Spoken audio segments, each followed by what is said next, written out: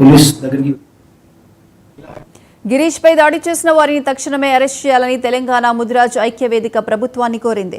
నిత్యం సనాతన ధర్మం కోసం పరితపించే గిరీష్ పై దాడి తీవ్ర విచారకరమన్నారు.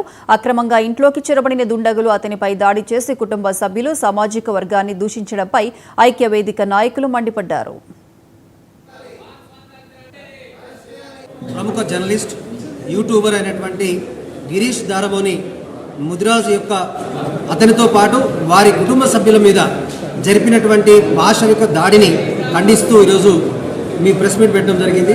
ముఖ్యంగా ఈ దాడి కంటే ముందే, గత 4 రోజుల కంటే ముందే ముదిరాజ్ కమ్యూనిటీ మీద, ముఖ్యంగా అతని యొక్క జాతి మీద ఫేస్బుక్లో పోస్టులు తిడుతూ అనేక పోస్టులు పెట్టడం జరిగింది. వాటికి స్పందించడం కూడా జరిగింది మేము.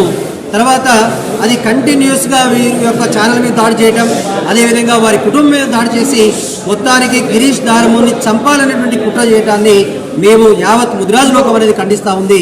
ముదిరాజులతో పాటు ఈ యొక్క దుండగులు చేసినటువంటి చర్య, ముఖ్యంగా మహిళలను అడ్డం పెట్టుకొని, మహిళా సోదరిమణులను అడ్డం పెట్టుకొని వారి మీద దాడి చేస్తూ అతని బట్టలు ఊడదీసి అతని యొక్క చెప్పుల దండ వేసి ఇట్లా ఘోరంగా అవమానించడాన్ని యావత్ సమాజం సిగ్గుపడతా ఉంది.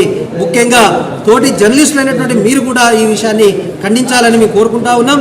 అంతేకాకుండా ఈ యొక్క దాడి సమయంలో గిరీష్ దారమోని పోలీసులకు సమాచారం ఇచ్చినప్పటికీ కూడా దాదాపు గంట వరకు కూడా ఎటువంటి స్పందన లేకుండా, స్పందించినా కూడా 100 మంది వచ్చిండ్రు అంటే ఓన్లీ కేవలం 2 కానిస్టేబుల్ పంపి చేతులు దొరుకుకోవడానికి కూడా మేము చాలా అనుమానాలకు దారితీస్తూ ఉంది. కాబట్టి ఈ యొక్క ఘటనపై జాతీయ స్థాయిలో విచారణ జరపాలని కూడా మేము ప్రభుత్వాన్ని డిమాండ్ చేస్తూ ఉన్నాం.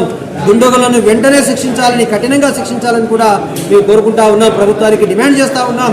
లేకపోతే ఖచ్చితంగా యావత్ ముద్రా సమాజము, ఇక్కడ ఉన్నటువంటి బీసీ సమాజాన్ని